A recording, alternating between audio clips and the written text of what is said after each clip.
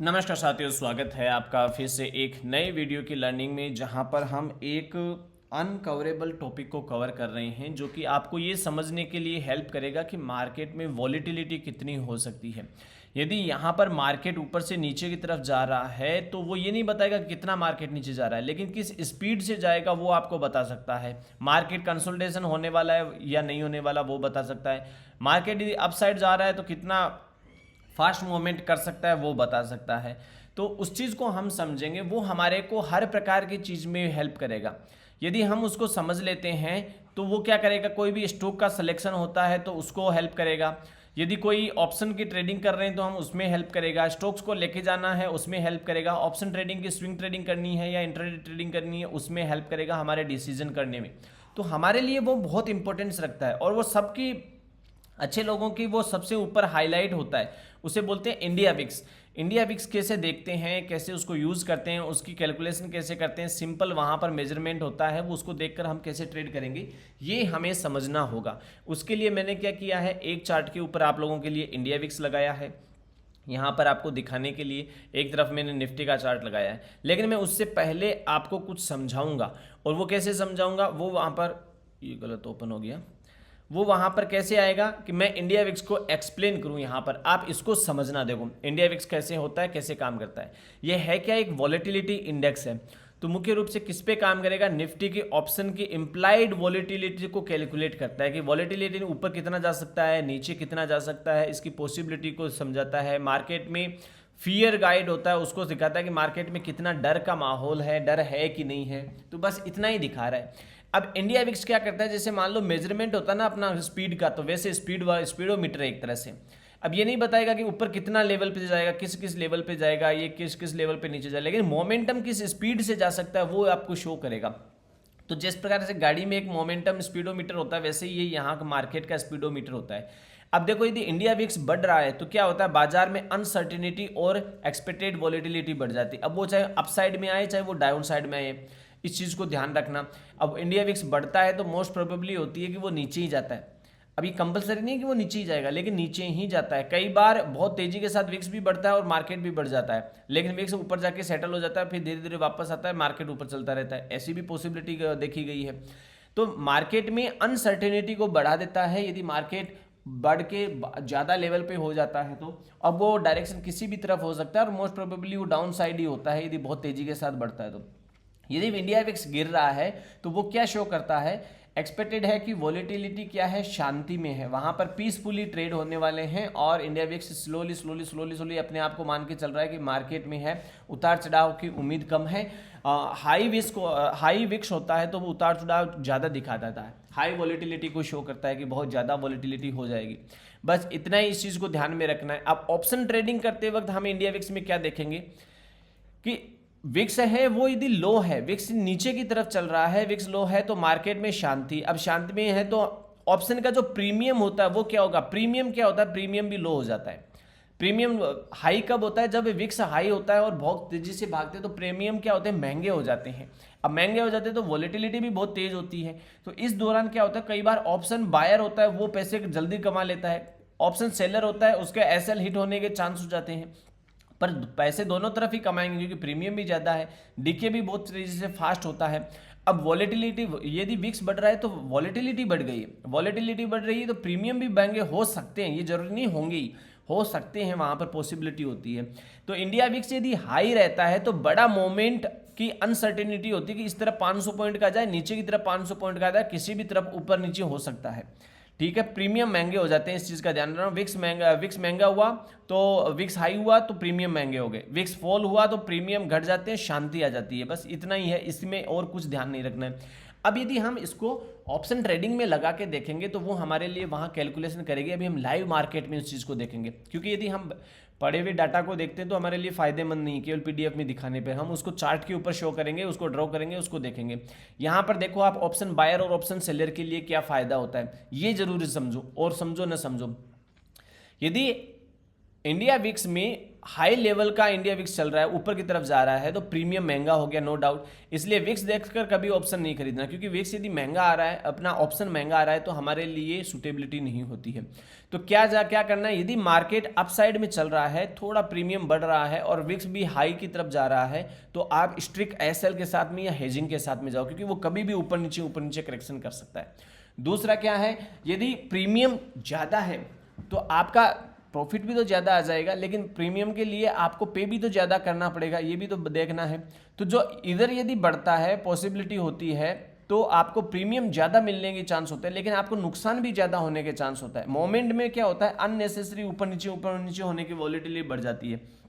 इसलिए stable Vicks ही option buyer और option seller के लिए सही होता है। एक अच्छी ट्रेड तभी हो सकता है जब या तो वो वन वे चले, या फिर डाउनफॉल में चले, या साइडवेज में भी चले, तो वो एक शांति के साथ 500 पॉइंट ऊपर 15 मिनट में, 500 पॉइंट नीचे, फिर 15 मिनट में 500 पॉइंट ऊपर। तो इससे क्या होता है, एसएल बार बार कटते हैं, बड़ी प्रॉब्लम होती है। बायर को कभी भी डायरेक्शन और टाइमिंग और वॉलेटिलिटी का संयोजन देखना चाहिए। कैसे देखेगा, एक बायर होता है वो डायरेक्शन देखेगा, डायरेक्शन कैसा है, फिर टाइमिंग मैच कर रही कि नहीं कर रही, कि 5 मिनट पे कैसा सेटअप हो रहा है कि नहीं, वॉलेटिलिटी कैसी है, सुटेबल वॉलेटिलिटी है तो ठीक है।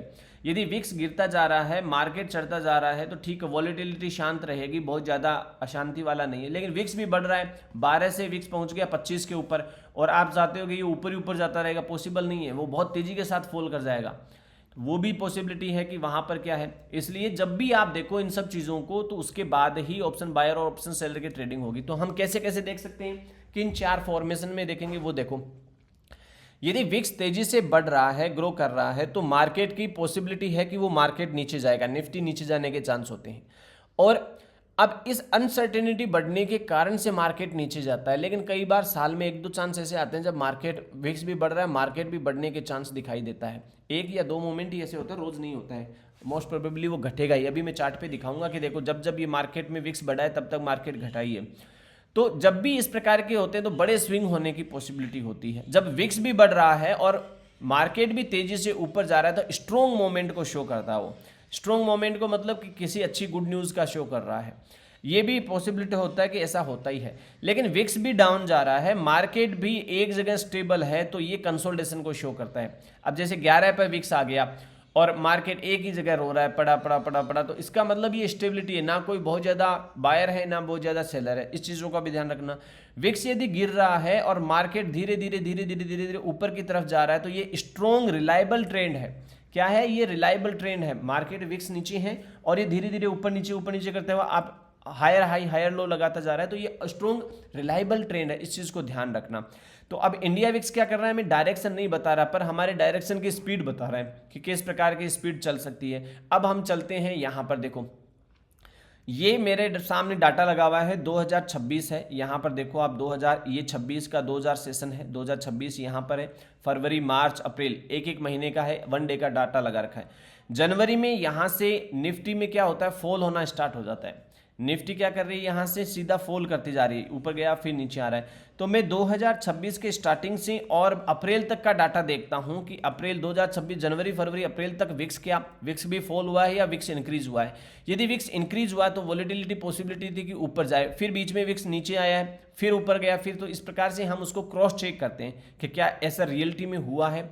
तो हमें देखना है इंडिया विक्स पे। मैंने यहाँ इंडिया विक्स लगाया है। ये 2026 का चार्ट है। यहाँ से विक्स ने बढ़ोतरी स्टार्ट करी, फिर ये नीचे आया, फिर ये अप्रैल तक अपने पीक पर था। यहाँ देखो 28 तक आ गया। विक्स ऑन एवरेज कहाँ से रहेगा, 10 से लेकर 12 से 13 के बीच में एक सेटल विक्स होता है, सेटल डाउन होता है कि ये एक एवरेज प्राइस पे चलता है। यहाँ पर सेटल एक नॉर्मल पीसफुली होती है। लेकिन जब 13 से लेकर वो 20, 25, 30 पर चल जाता है। कोरोना में जैसे 82 तक भाग गया था, बहुत अलग लेवल पे चला गया था, 80, 85, 65। जब भी आप 25 से ऊपर जाते हो तो आपकी अनसर्टेनिटी बहुत तेज हो जाती है। ऊपर नीचे किसी भी तरफ फॉल होने के चांस होते हैं, बढ़ोतरी होने के चांस होते हैं, बहुत तेजी के साथ होता है। तो लेकिन यहाँ पर तो देखो ये 25, 28 तक चला गया, क्योंकि अभी वॉर सेशन था तो वॉर सेशन में चला गया। उसके बाद जैसे ही विक्स सेटल डाउन होने लगा, धीरे धीरे कब से होने लगे, 1 अप्रैल से देखो वापस ये नीचे की तरफ विक्स आया और अभी 11 के ऊपर आके सस्टेन है। तो क्या अप्रैल के बाद में सेशन में कुछ बढ़ोतरी हुई? अभी अप्रैल के बाद में मार्केट देखो अपने आप को कंसोलिडेट करके एक जगह पर सेटल होकर बैठा है, कंसोलिडेट कर रहा है। तो इसका मतलब क्या है, मार्केट में देखो यहाँ पर मैंने एक चीज समझाई है, विक्स नीचे आया है, मार्केट कंसोलिडेट कर रहा है। अब क्या है, कंसोलिडेशन में बाद में क्या स्टेज आएगी, यही स्टेज बनने वाली है। बाद में एक ही स्टेज बनेगी कि जैसे जैसे स्टेज कवर अप होता है धीरे धीरे ये अपने आप को अप साइड में शिफ्ट करने की कोशिश करेगा मार्केट। अप साइड में कब शिफ्ट करेगा, जब ये मार्केट में वॉलेटिलिटी स्टेबल हो, और वॉलेटिलिटी स्टेबल हो रही है, नो डाउट यहाँ की वॉलेटिलिटी स्टेबल है, इसका मतलब मार्केट के और नीचे गिरने के चांस कितने हैं, बहुत ज़्यादा नहीं है। अब ये प्लस माइनस 400-500 पॉइंटों का ऊपर नीचे हो सकता है, लेकिन इसके लिए जरूरी है कि विक्स ऊपर जाए। विक्स ऊपर जाएगा, विक्स का रेशियो है कि ऊपर जाता है तभी मार्केट में ये डाउनफॉल होगा, अदरवाइज बहुत ज़्यादा रेशियो के नहीं होता। इसलिए जब भी हम ऑप्शन ट्रेडिंग करते हैं तो हमारे लिए प्रीमियम को देखना बहुत ज़रूरी है। हमारे लिए प्रीमियम के जो रेशियो है उसके अकॉर्डिंग विक्स का सेटल डाउन होना बहुत ज़रूरी है। आप देखो कि जब भी अप्रैल में मई में, मेरे पास पुराना डाटा नहीं है ऑप्शन का क्योंकि वो एक्सपायर हो चुके हैं, लेकिन यदि मैं मार्च अप्रैल के आसपास दिखाऊं तो सेम प्राइस के ऊपर विक्स में बहुत बड़े बड़े मूवमेंट थे यहाँ पर अभी। लेकिन यहाँ अभी शांति के साथ में विक्स है, तो शांति के साथ में ऑप्शन ट्रेडिंग भी शांति के साथ ही होगी।